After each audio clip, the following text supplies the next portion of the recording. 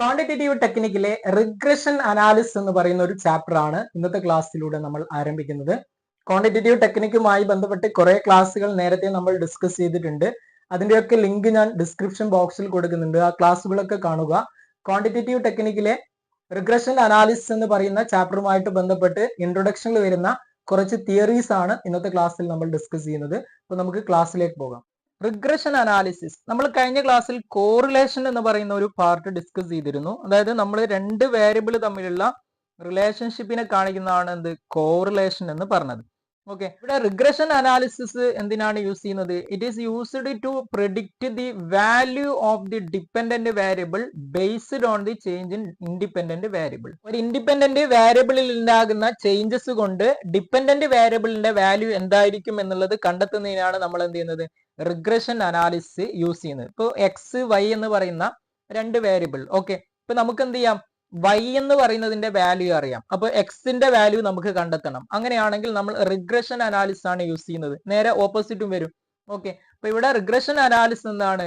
It is used to predict the value of the dependent variable based on change in the independent variable. Okay, ഇതിനെയാണ് നമ്മൾ regression analysis എന്ന് പറയുന്നത്. ഇനി ഈ regression അനാലിസിന്റെ ഒരു definition ആണ്.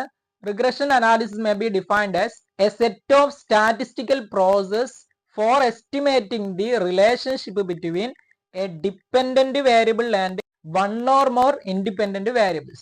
It is a measure of the average relationship between two or more variables in terms of original units of the data. Okay, dependent variable അതേപോലെ two or more independent variable തമ്മിലുള്ള relationship കാണിക്കാനാണ് നമ്മൾ regression analysis use ചെയ്യുന്നത്. Okay, അപ്പൊ ഇവിടെ എന്താണ്? It measures the average relationship ആണ്. രണ്ട് വേരിയബിൾ തമ്മിലുള്ള ആവറേജ് റിലേഷൻഷിപ്പ് എത്രത്തോളം ഉണ്ട് എന്ന് കണ്ടെത്താനാണ് നമ്മൾ റിഗ്രഷൻ അനാലിസിസ് യൂസ് ചെയ്യുന്നത്. ഓക്കെ, നെക്സ്റ്റ് നമ്മൾ നോക്കുന്നത് എന്താണ്? ടൈപ്സ് ഓഫ് റിഗ്രഷൻ ആണ്. റിഗ്രഷന്റെ ടൈപ്സ് ആണ്. അതിൽ ഒന്നാമതാണ് linear regression and non linear regression. Linear എന്ന് പറഞ്ഞു കഴിഞ്ഞാൽ നമ്മൾ കഴിഞ്ഞ കോറിലേഷൻ എന്ന് പറയുന്ന പാർട്ടിൽ ഡിസ്കസ് ചെയ്യുന്നു. ലീനിയർ എന്ന് പറഞ്ഞു കഴിഞ്ഞാൽ എന്താണ്? അതിന്റെ ചേഞ്ചസ് ഒരേപോലെ വരുന്നതിനെയാണ് നമ്മൾ ലീനിയർ റിലേഷൻഷിപ്പ് എന്ന് പറയുന്നത്. അപ്പൊ ഇത്തരത്തിൽ ഉണ്ടാകുന്ന ചേഞ്ചസിനെ നമ്മൾ ഒരു കേവ് രൂപത്തിൽ വരയ്ക്കുകയാണെങ്കിൽ ലീനിയറിന്റെ കേസിൽ എന്ത് കിട്ടും? ഒരു സ്ട്രെയിറ്റ് ലൈൻ ആണ് കിട്ടുക. അതായത് ഒരേ രീതിയിലാവുമ്പോൾ അവിടെ ഒരു സ്ട്രെയിറ്റ് ലൈൻ ആണ്. Okay, if the regression curve is formed to a straight line it is termed as linear. Okay, ഒരു സ്ട്രെയിറ്റ് ലൈൻ രൂപത്തിലാണ് നമുക്ക് റിഗ്രഷൻ കർവ് കിട്ടുന്നതെങ്കിൽ അതിനെ ലീനിയർ റിഗ്രഷൻ എന്ന് പറയും. ഇനി if the regression is not formed as a straight line it is known as non-linear regression. അപ്പൊ straight line ആകുമ്പോൾ എന്തായിരിക്കും? അതിന്റെ ചേഞ്ചസ് വരുന്നത് ഒരേ രീതിയിലാണ്, അതുകൊണ്ടാണ് ലീനിയർ ആകുന്നത്. അപ്പൊ അതൊരു സ്ട്രെയിറ്റ് ലൈൻ ആണ് കേവ് രൂപത്തിൽ നമുക്ക് കിട്ടുന്നത്. നോൺ ലീനിയർ ആകുമ്പോൾ എന്താണ്? അത് സ്ട്രെയിറ്റ് ലൈൻ അല്ല കിട്ടുന്നത്, ഡിഫറെന്റ് ചേഞ്ചസ് ആണ്, ഡിഫറെന്റ് രൂപത്തിലാണ് അതിന്റെ ചേഞ്ചസ് വരുന്നത്, അതുകൊണ്ടാണ്. ഓക്കെ, ഇനി നെക്സ്റ്റ് വരുന്നത് സെക്കൻഡ് വൺ ആണ് സിമ്പിൾ ആൻഡ് മൾട്ടിപ്പിൾ റിഗ്രഷൻ എന്ന് പറയുന്നത്. Simple and multiple regression. ഇവിടെ സിമ്പിൾ റിഗ്രഷൻ എന്ന് പറഞ്ഞു കഴിഞ്ഞാല് അനാലിസിസ് ഓഫ് ടു വേരിയബിൾ ആണ്. ഓക്കെ, രണ്ട് വേരിയബിളിനെ നമ്മൾ അനാലിസിസ് നടത്തുന്നതിന് എന്ത് പറയുന്നത്? സിമ്പിൾ റിഗ്രഷൻ എന്ന് പറയുന്നത്. അതായത് one is independent and other is dependent. ഒന്നെന്താണ്? ഇൻഡിപെൻഡന്റ് ആണ്, മറ്റൊന്ന് ഡിപ്പെൻഡന്റ് ആണ്. ഓക്കെ, ഇതിനെ നമ്മൾ എന്ത് പറയും? ഇവിടെ സിമ്പിൾ റിഗ്രഷൻ എന്ന് പറയും. For example analysis of demand and price. പ്രൈസും ഡിമാൻഡും തമ്മിലുള്ള റിലേഷൻഷിപ്പിനെ എന്ത് ചെയ്യുന്നു? നമ്മൾ കാണിക്കുന്നു. ഓക്കെ, അപ്പൊ ഇവിടെ പ്രൈസ് എന്ന് പറയുന്നത് ഡിമാൻഡിനെ ബേസ് ചെയ്തുകൊണ്ടാണ് പ്രൈസ് ബന്ധപ്പെട്ട് കിടക്കുന്നത്. ഓക്കെ, അപ്പൊ demand, analysis of demand and price എന്താണ്? ഒരു സിമ്പിൾ റിഗ്രഷന് ഉദാഹരണമാണ്. രണ്ട് വേരിയബിളിനെ കുറിച്ചാണ് നമ്മൾ അവിടെ അതിന്റെ റിലേഷൻഷിപ്പ് ആണ് കാണിക്കുന്നത്. ഒന്ന് ഇൻഡിപെൻഡന്റ് ആണ്, മറ്റൊന്നാണ് ഡിപ്പെൻഡന്റ് ആണ്. ഓക്കെ, അതായത് ഡിമാൻഡ് എന്ന് പറയുന്നത് പ്രൈസിനെ ഡിപ്പെൻഡ് ചെയ്തുകൊണ്ടാണ് ഡിമാൻഡ് എന്ന് പറയുന്നത്. ഓക്കെ, ഇനി നെക്സ്റ്റ് ഇവിടെ മൾട്ടിപ്പിൾ റിഗ്രഷൻ എന്ന് പറഞ്ഞു കഴിഞ്ഞാലോ, if we analyse more than two variables, രണ്ടിൽ കൂടുതൽ വേരിയബിൾസിനെ നമ്മൾ അനലൈസ് ചെയ്യുന്നുണ്ടെങ്കിൽ അതെന്താണ്?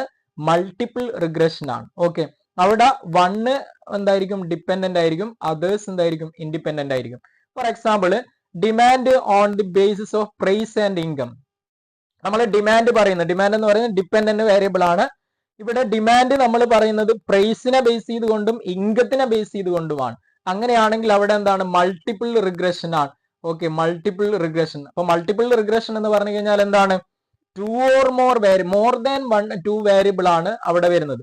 അപ്പോൾ ഒരു ഡിപ്പെൻഡന്റ് വേരിയബിളും രണ്ട് എന്ത് ചെയ്യുന്നു ഇൻഡിപെൻഡന്റ് വേരിയബിൾ അല്ലെങ്കിൽ രണ്ടിൽ കൂടുതൽ ഇൻഡിപെൻഡന്റ് വേരിയബിളും വരുമ്പോൾ അവിടെ എന്താണ് മൾട്ടിപ്പിൾ റിഗ്രഷൻ ആണ്.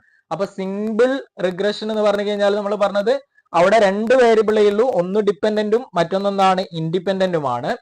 ഇനി മൾട്ടിപ്പിൾ ആകുമ്പോൾ അവിടെ എന്താണ് ഒരു ഡിപ്പെൻഡന്റും ബാക്കിയുള്ളത് എന്താണ് ഇൻഡിപെൻഡന്റുമാണ്. അവിടെ രണ്ട് വേരിയബിൾ മാത്രമല്ല രണ്ടിൽ കൂടുതൽ വേരിയബിൾ ഉണ്ടാകും. ഓക്കെ, അപ്പൊ ഇവിടെ നമ്മൾ ഡിമാൻഡ്, പ്രൈസ്, ഇൻകം മൂന്നെണ്ണം നോക്കുന്നു. ഓക്കെ, അപ്പൊ അത്തരത്തിൽ വരുന്നതിനെയാണ് നമ്മൾ മൾട്ടിപ്പിൾ റിഗ്രഷൻ എന്ന് പറയുന്നത്. ഓക്കെ അല്ലെ. ദെൻ നെക്സ്റ്റ് വൺ ആണ് ടോട്ടൽ ആൻഡ് പാർഷ്യൽ റിഗ്രഷൻ എന്ന് പറയുന്നത്. ടോട്ടൽ ആൻഡ് പാർഷ്യൽ റിഗ്രഷൻ, അതായത് if all the influencing independent variables are considered while estimating value of dependent variable, it is called total regression.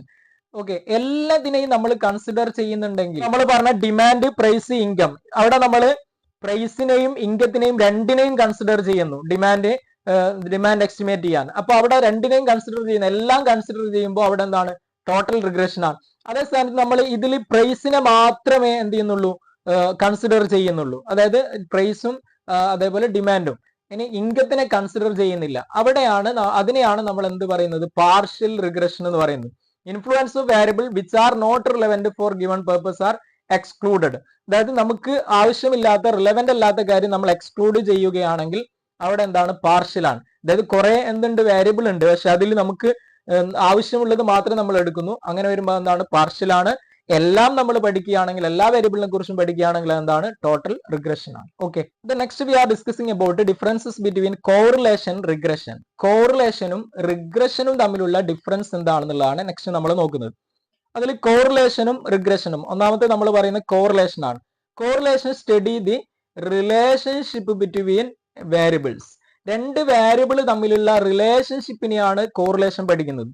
Regression studies nature of relationship between variables.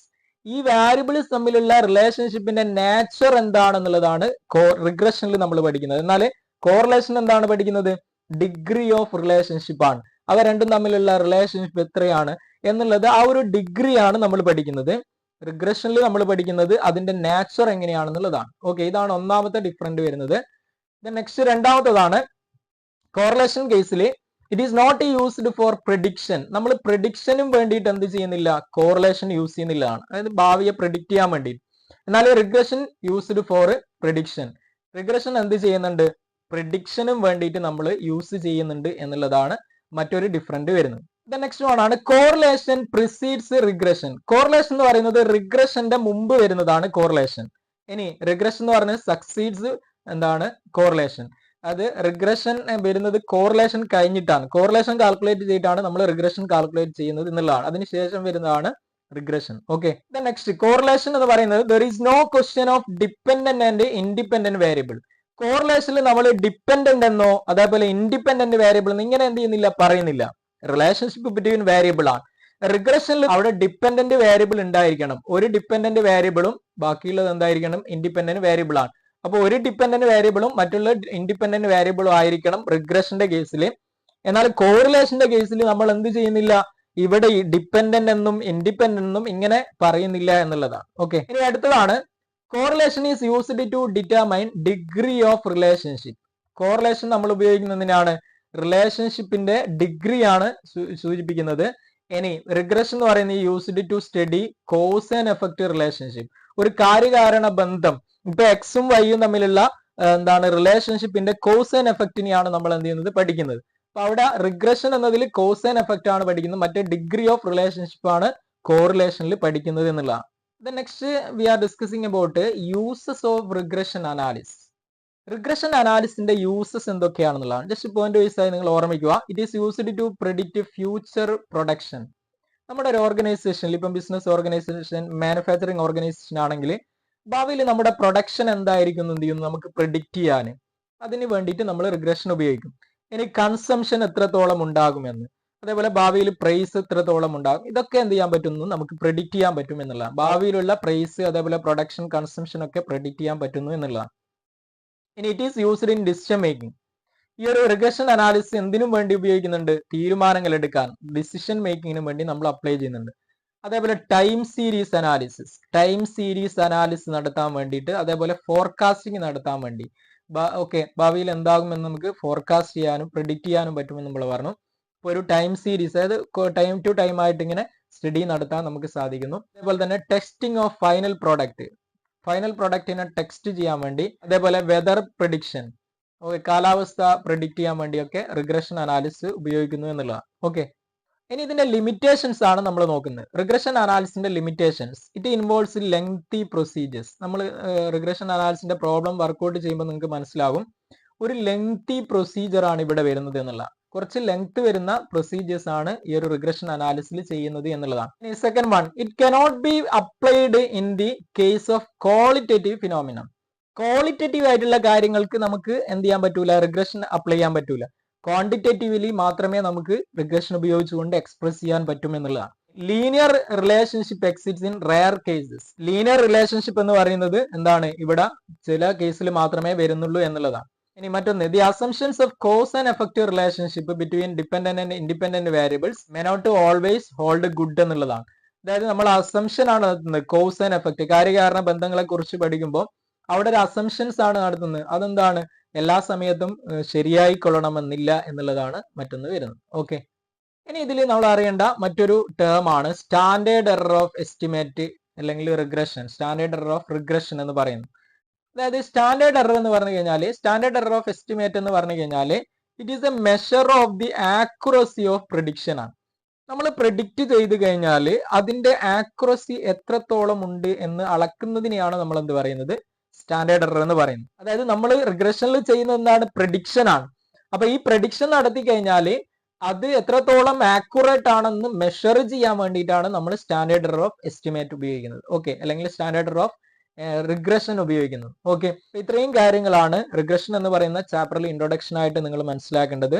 Next ക്ലാസ്സിൽ നമുക്ക് ഈ ഒരു റിഗ്രഷനുമായിട്ട് ബന്ധപ്പെട്ട problems workout ചെയ്യാം. Okay, അപ്പോൾ ഈ ഒരു വീഡിയോ നിങ്ങൾ ലൈക്ക് ചെയ്യുക, അതേപോലെ നിങ്ങളുടെ കൂട്ടുകാരിലേക്ക് ഇത് അയച്ചു കൊടുക്കുക. വീണ്ടും കാണാം. താങ്ക്